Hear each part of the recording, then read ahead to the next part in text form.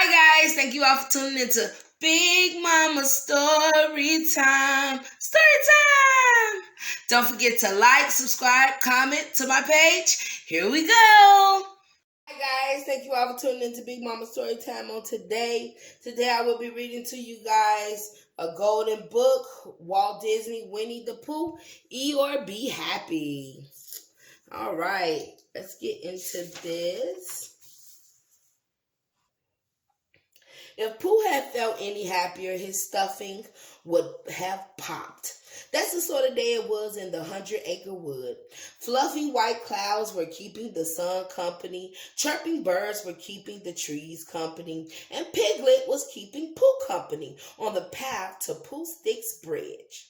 A fine day for playing Pooh Sticks, Pooh said, bending over to pick up a small branch. A perfect day, Piglet agreed, finding a stick for himself. Holding their Pooh Sticks, the two friends hurried onto Pooh Sticks Bridge. If you've never been to the 100-acre wood and played Pooh Sticks, you probably don't know how to play the game. Pooh Sticks is easy.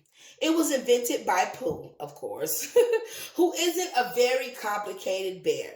When they played, Pooh and Piglet just dropped their sticks into the river. Then they ran over to the other side of the bridge. If Pooh's stick floated out first, then Pooh won. As they leaned over the side, the two friends saw a familiar orange and black striped tail sticking out from under the bridge. "That's Tigger Tail!" exclaimed Pooh. "Do you think he's lost it?" Piglet said in a worried voice. "No," said the tail. "The rest of me is here too." Oh, Tigger. Pooh and Piglet leaned over a bit more, careful not to fall into the river. There was Tigger sitting on the riverbank below. "Whatever are you doing there?" Pooh said. "Why aren't you having fun bouncing?" Bouncing was what Tigger liked to do best. "Eeyore spoiled everything," Tigger answered. "He said that nice weather like this is earthquake weather. He said the 100-acre wood will probably have an earthquake today. I'm staying under the bridge until it's over, and you better too."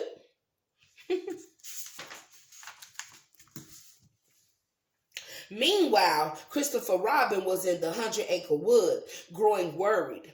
He hadn't seen Pooh or Piglet all day, so he decided to start looking for them. First, he looked in Pooh's heffalump trap. Sometimes Pooh or Piglet fell in the trap. They weren't there. Then Christopher Robin went to Rabbit's house. Pooh and Piglet often went there for lunch, whether Rabbit invited them or not, but Rabbit said he hadn't seen either of them all day. Finally, Christopher Robin found them sitting under Pooh Sticks Bridge. They had been sitting there a long time when Pooh told him what Eeyore had said about earthquake weather. Christopher laughed. "Silly bear," he said. "There's no such thing as earthquake weather. Eeyore was just being gloomy again." "I could have been bouncing all day," Tigger said grumpily, "and Pooh and I could have played Pooh Sticks all day," Piglet said. "Bother," said Pooh, who had missed his lunch because of Eeyore. Don't be blaming that old Eeyore. Y'all took bait. Pooh led the way to the gloomy place where Eeyore lived. They found the little donkey nibbling at a patch of thistles near his gloomy little house. "You said there was going to be an earthquake, Eeyore," Tigger said, "and you spoiled our whole day."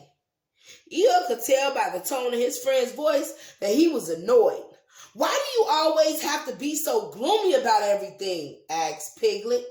"It's nicer to be happy than gloomy," said Pooh. "Perhaps it is," Eeyore agreed.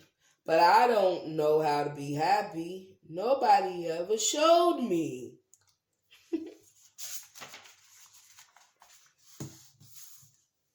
"It's easy to be happy," Tigger cried. "Just follow me." Tigger started bouncing off across Eeyore's gloomy place. Eeyore took a few practice bounces, then bounced off behind Tigger.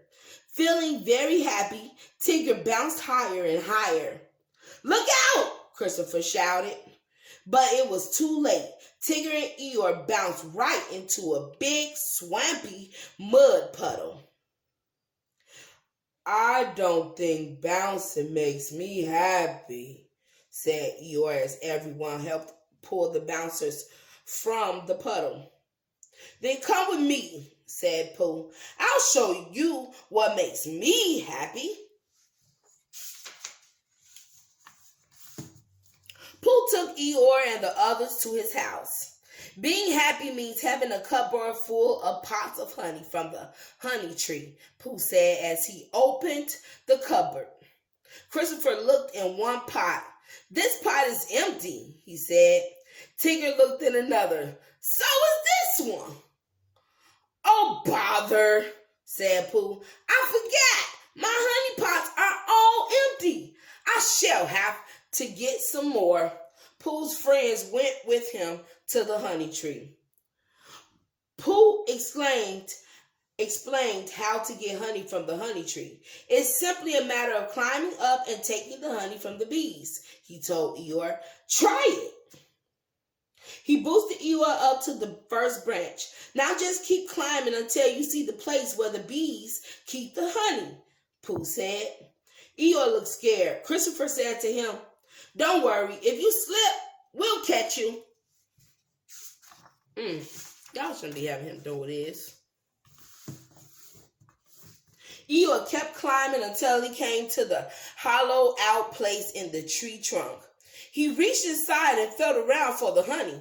In a second, he was surrounded by angry bees. Eeyore threw himself back and came tumbling out of the tree, right on top of Pooh. That's what he get. Tell him to do that. They all picked themselves up and ran as fast as they could to Piglet's house. The bees swarmed after them, buzzing angrily. As he ran, Eeyore cried, "I don't think taking honey from the honey tree makes me happy." But then it was Piglet's turn to show Eeyore how to be happy.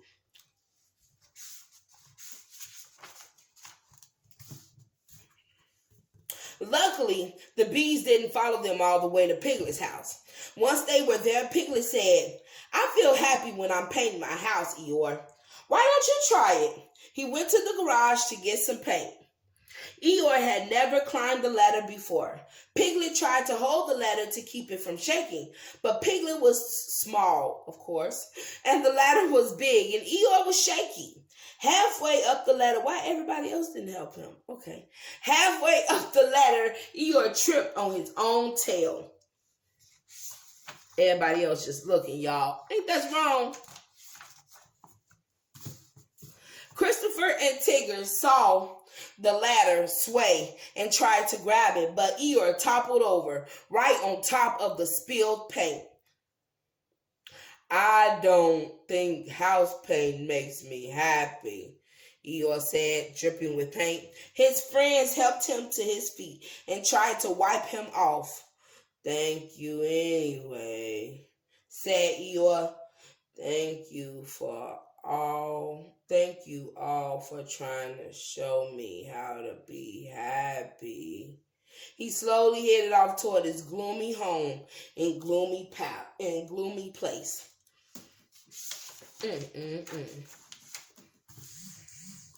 That evening, after a good bathe, Eeyore sat in front of his little house. He looked up at the star-sprinkled sky. He looked at the big round moon. "Hurricane weather," he said to himself gloomily. One day of happiness was enough. He was good to be gloomy again. He was good to be himself. That's what it is. Be happy with who you are. Hey. All right, guys, that is the end of Disney's Winnie the Pooh, Eeyore, Be Happy. All right, guys, I hope you like this book. Please don't forget to like, share, comment, and subscribe to my page if you haven't done so already. All right, guys, bye.